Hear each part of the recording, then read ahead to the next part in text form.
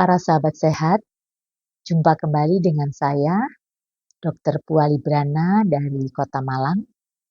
Tentunya di channel yang sama, Puas Channel Edukasi Kesehatan Wanita menuju hidup yang berkualitas. Pada kesempatan yang baik ini, setelah sekian lama saya tidak sempat untuk memberikan edukasi melalui channel YouTube saya ini, kembali saya akan berbincang-bincang dengan para sahabat sehat mengenai sesuatu hal yang mungkin ada sebagian kita sudah tahu atau bahkan pernah mengalami, atau ada juga yang belum pernah tahu. Apa itu? Kita akan berbincang-bincang mengenai kembar air. Dalam istilah medisnya, polyhydramnion. Nah, para sahabat sehat, berbicara mengenai air yang dimaksud di sini adalah air ketuban. Kita tahu bahwa bayi di dalam kandungan ibunya dia berada atau berenang di dalam air, yaitu air ketuban. Nah, ini secara normal memang harus ada. Dan itu ada patokan ukuran seberapa air itu disebut normal. Kalau kita sudah tahu patokan yang normal, tentunya kalau melebihi daripada itu menjadi yang disebut kembar air tadi atau polyhydramnion. Sebaliknya, kalau berkurang dengan sangat, kurang daripada standar minimal yang sudah ditentukan, itu disebut dengan oligohydramnion atau ketubannya sedikit. Nah, para sahabat sehat, kali ini kita bincang-bincang yang kebanyakan dulu ya, yaitu mengenai polyhydramnion. Memang segala sesuatu yang berlebihan itu tidak baik ya.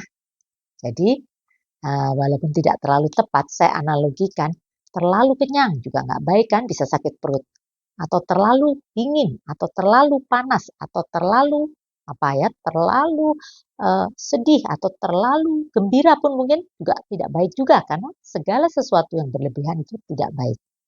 Nah, kita akan fokus membicarakan mengenai polyhydramnion. Para sahabat sehat, ibu hamil mulai dari trimester 1, trimester 2, trimester 3 biasanya terdeteksi mulai dari trimester kedua akhir menginjak trimester ketiga itu sudah tahu. Bisa diukur. Satu kantong ketuban itu ukurannya mulai 20 sampai 80 mm ya, hitungnya begitu, atau senti ya, 2 sampai 8 cm begitu. Nah, pada kondisi polyhydramnion melebihi daripada 80 mili tadi. Kalau kurang dari 20 oligo tadi ya, yang kesedikitan ya. Jadi hal ini bisa dialami oleh 1% daripada kehamilannya.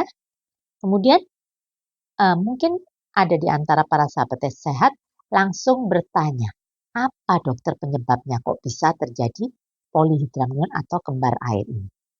Yang pertama, penyakit sistemik ibunya seperti kencing manis.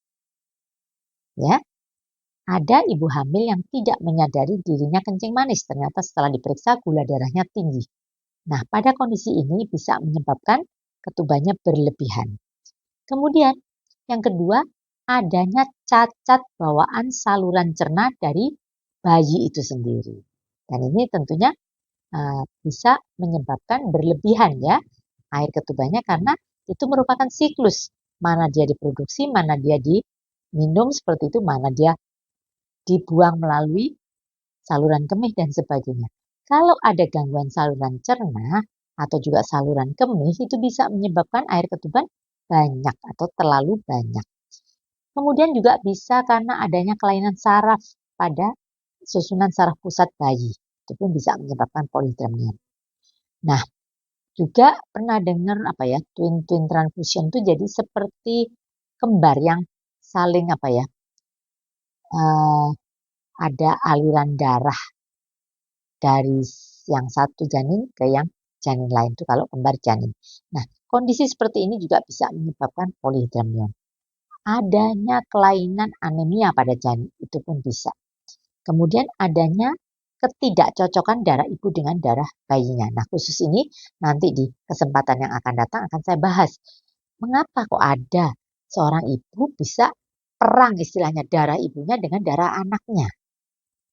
Ya, mungkin ada yang bertanya, masa anak kandung bisa seperti itu dokter? Bisa ya, jadi kehamilan atau janin itu merupakan benda asing bagi ibunya sehingga terjadilah reaksi antigen antibodi atau ketidaksesuaian daripada golongan darah. Kemudian ada infeksi itu juga bisa menyebabkan. Nah, kalau kita sudah tahu apa saja penyebabnya, tentunya kalau gejala itu mudah diamati. Ibunya merasa sesak napas ya karena perutnya besar sekali. Walaupun bayinya mungkin hanya 2,5 kg, yang banyak airnya pada waktu lahir sampai 6 liter misalkan seperti itu.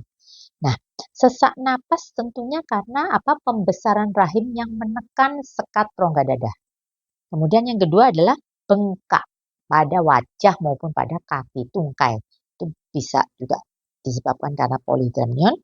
Kemudian gejala yang khas lagi karena terlalu mekar, over distended itu terjadi kontraksi. Jadi nantinya bisa berdampak kelahiran prematur ya karena terjadi kontraksi sebelum waktunya.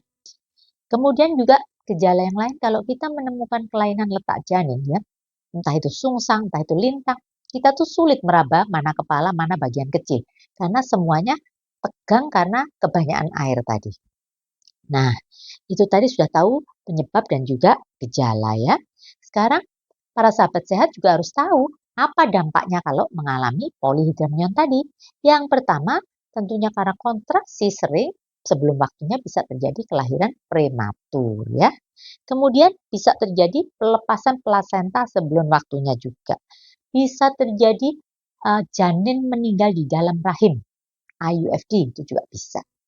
Kemudian kalaupun terjadi persalinan normal, waspada atau hati-hati terjadinya HPP, perdarahan pasca persalinan.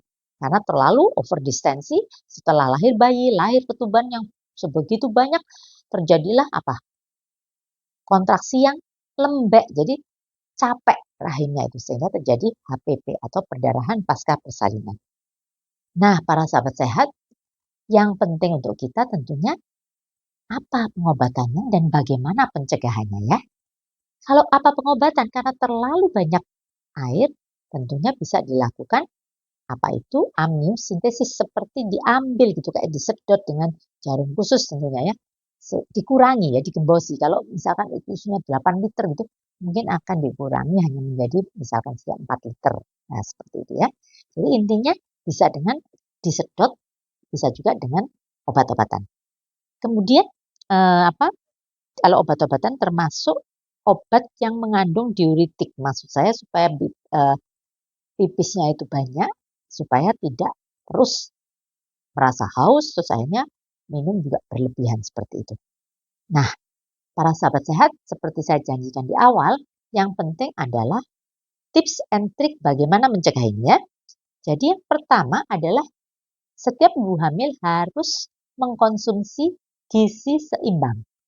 Ya, jadi supaya tidak hidramnion nggak boleh terlalu banyak karbohidrat, terlalu banyak garam ya. Nanti kalau terlalu banyak garam jadi haus terus tuh. Nah, kemudian para sahabat sehat juga tidak merokok ya. Kemudian tidak minum obat sembarangan. Melakukan pemeriksaan kehamilan atau ANC yang rutin. Di situ akan diberi vitamin untuk ibu hamil ya. Jadi prinsipnya gizi seimbang tadi. Dan yang penting tentunya tidak terlepas daripada pola pikir ya. Tidak stres dan sebagainya. Nah, mungkin ada lagi yang bertanya, dokter tadi dikatakan dietnya harus rendah karbo, harus tinggi protein. Memang kalau kita mau sederhana ya, tidak aneh-aneh istilahnya dalam hal diet ini, yang gampang-gampangan harus rendah karbohidrat, tinggi protein, mengandung unsur diuretik, ya, mengurangi konsumsi kafein, mengurangi konsumsi garam, kemudian yang boleh misalkan makan buah alpukat, ya, itu boleh. Kentang juga ya, itu karena kaya akan kalium. Nah, jadi natriumnya dikurangi, garamnya dikurangi, diperbanyak makan yang mengandung kalium. Pisang, kentang, alpukat, seperti itu ya. Kemudian kalau dikatakan bagaimana sih diet yang sehat, selalu saya tekankan, tidak hanya bagi ibu hamil, bagi setiap kita. Yang dimaksud dengan diet sehat itu adalah pola makan ya, menuruti kaidah gizi seimbang. Ya, gizi seimbang. Sekali lagi, itulah para sahabat sehat, tips dan trik supaya tidak terjadi polyhydramnion. Nah, Kalau sudah terjadi, apa yang bisa dikerjakan? Silahkan Anda berkonsultasi dengan dokter, dengan yang merawat Anda ya. Karena sekali lagi apa eh, tidak bagus kalau berlebihan karena itu bisa menyebabkan kelainan letak, juga bisa mengindikasikan adanya cacat bawaan. Begitu para sahabat sehat, kalau Anda kurang jelas mengenai polihidramnion atau kembar air ini, boleh Anda tulis di kolom chat. Nanti saya akan berusaha untuk menjawabnya. Walaupun mungkin tidak bisa langsung sekarang tanya, sekarang dijawab. Oke, para sahabat sehat. Jadi, kalau Anda perlu mengenai edukasi kesehatan, silahkan tetap ikuti channel YouTube saya, Puas Channel ini. Silahkan like, komen, dan share.